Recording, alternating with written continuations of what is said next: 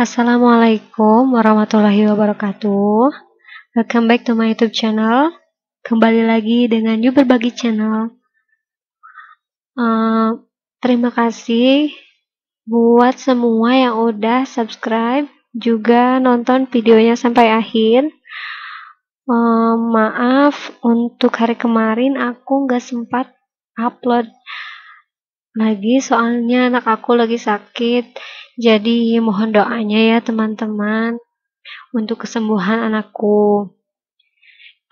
Pada video kali ini aku mau membahas mengenai kontrasepsi, pelayanan kontrasepsi ya. Jadi ini bukan membahas soal, tapi tips dan triknya mengerjakan soal-soal kontrasepsi. Jadi ini kayak resume atau rangkuman atau ringkasan apa itulah ya. Jadi untuk mempermudah kalian mengerjakan soal-soal. Oke, untuk mempersingkat waktu kita mulai aja. Yang pertama ini, jadi pada kontrasepsi itu ada 3 pembagian ya.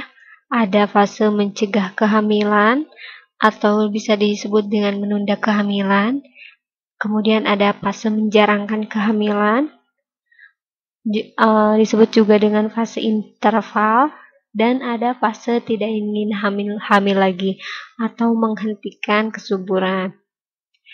Ya, jadi menghentikan kehamilan maksudnya. Dibagi 3. Yang pertama untuk fase mencegah atau menunda kehamilan, biasanya itu untuk usia kurang dari 20 tahun. Kemudian juga ada yang lebih 20 tahun tetapi belum ingin hamil.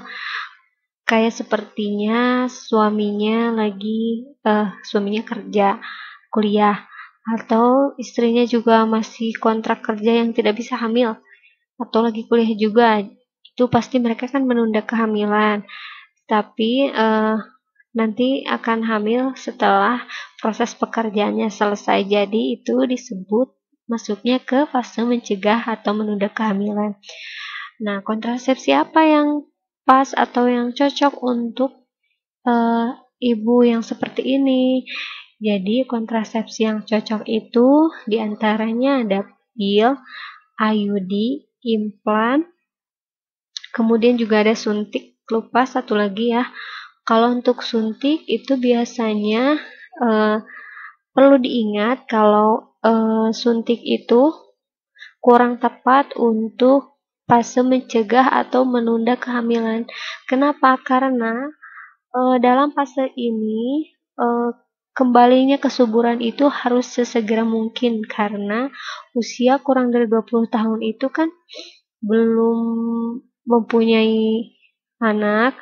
Jadi reversibilitasnya itu harus cukup tinggi. Kayak pil itu kan hanya satu kali 24 jam, jadi kesuburannya itu kembali. Kalau suntik yang agak lama itu kayak DMPA ya, DMPA itu kembalinya 6 sampai 10 bulan. Nah, kayak untuk yang kedua ini ada fase menjarangkan kehamilan atau disebut juga fase interval. Lama kontrasepsinya itu antara 3 sampai 5 tahun. Nah, pada fase ini usia biasanya wanita usia subur itu antara usia 20 sampai 35 tahun. Nah, kontrasepsi apa yang cocok untuk fase menjarangkan kehamilan ini? Yang pertama untuk usia 20-an ada IUD, kemudian suntik, mini pil, implan, dan juga pilihan terakhir ada sederhana. Lalu untuk usia 35 tahun ada IUD, suntik, kemudian mini pil juga, implan sederhana, mantap, dan pil. Kemudian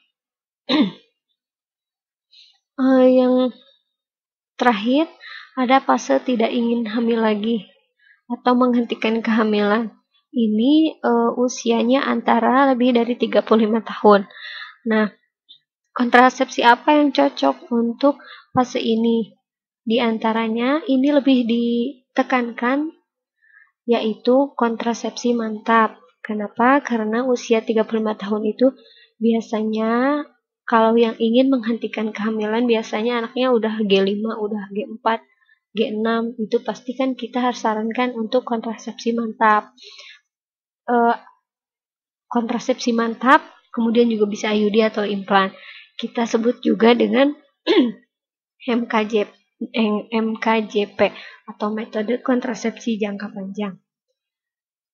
Kemudian untuk kontrasepsi mantap, hal yang harus dilakukan itu adalah meminta persetujuan tertulis dulu kepada suami istri, karena kontrasepsi mantap itu kan mantap ya, jadi tidak bisa dikembalikan, atau ada juga sih yang bisa dikembalikan, cuman harus persetujuan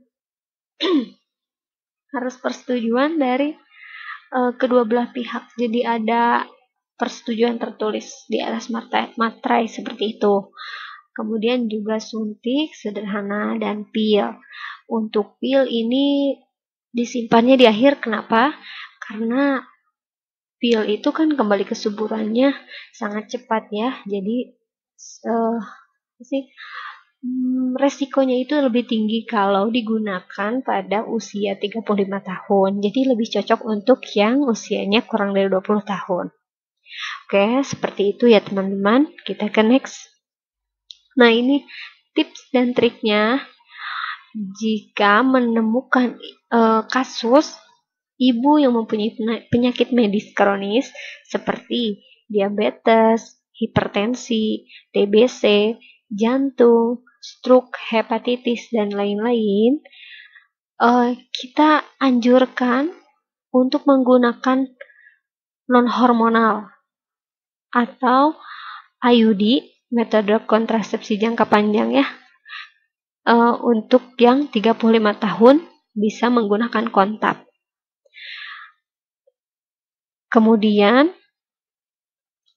untuk ibu yang mempunyai masalah di genitalia seperti infeksi vagina, cia cervix, miom uterus ukurannya kurang dari normal, itu juga kita gunakan non-IUD.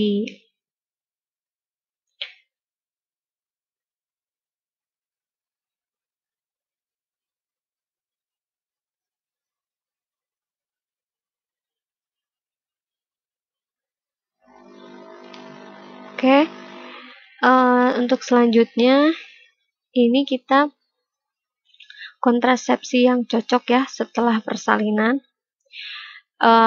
Yang pertama, jika ibunya menyusui eksklusif, kemudian eksklusif itu sampai 6 bulan ya, kemudian tidak diberikan apa-apa, tidak berikan empasi, pokoknya sampai 6 bulan.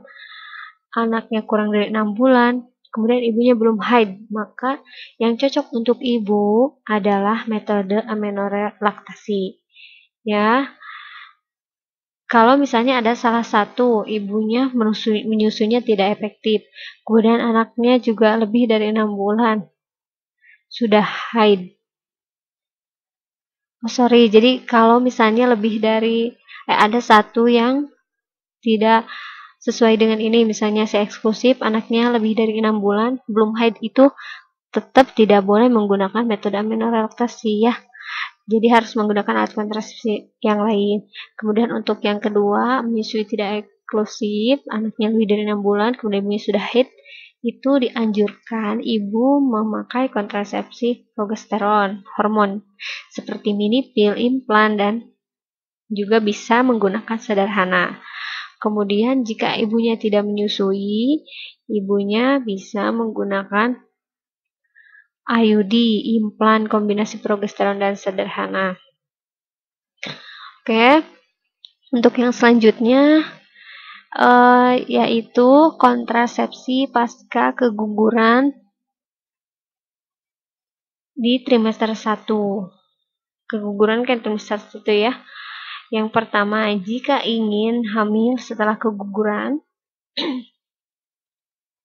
ibu harus menggunakan kontrasepsi yang kesuburannya kembali sangat cepat, yaitu menggunakan kontrasepsi jenis pil. Kemudian jika ibunya tidak ingin hamil dalam waktu dekat, ibunya memakai MKJP atau metode kontrasepsi jangka panjang, yaitu IUD.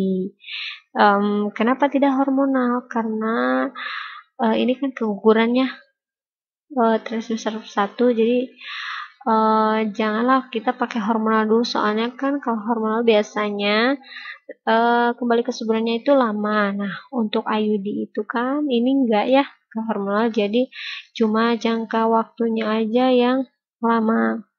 Kemudian jika ibunya tidak ada infeksi, lalu anjurkan hormonal. Ini juga bisa dilakukan sih ya. Kemudian jadwal kunjungan ulang alat kontrasepsi. Yang pertama, untuk jenis alat kontrasepsi IUD, setelah dipasang 4 minggu hingga 6 minggu pasca pemasangan. Kemudian implan tidak ada aturan yang resmi, namun luka insisi harusnya sembuh dalam 3-5 hari. Maka sebaiknya anjurkan kunjungan ulang di periode ini.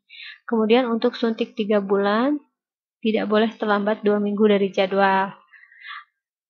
Biasanya dikurangi 1 minggu dari tanggal awal penyuntikan ya. Kemudian untuk suntik 1 bulan tidak boleh terlambat 1 minggu dari jadwal.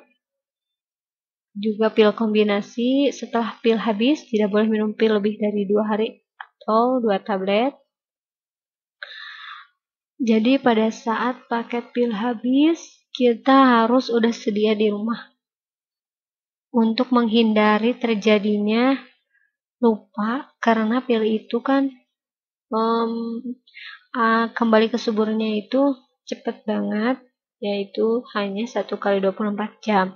Kemudian untuk minipil juga sama ya, saat paket pil habis tidak boleh minum pil lebih dari 2 hari atau 2 tablet. Oke, seperti itu mengenai tips dan trik cara mengerjakan soal pelayanan kontrasepsi. Untuk contoh soal-soalnya nanti saya akan upload setelah ini. Jadi kalian harus tonton dulu sampai habis video ini. Nanti aku bakalan upload video yang selanjutnya. Makanya jangan lupa subscribe dan like juga. Kemudian kalian boleh komen di bawah kalau misalnya ada kesenjangan atau soal yang mungkin kalian lebih paham. Kemudian ada koreksi, kalian boleh komen aja di bawah ya. Dan thanks for watching and see you in the next video. Wassalamualaikum warahmatullahi wabarakatuh.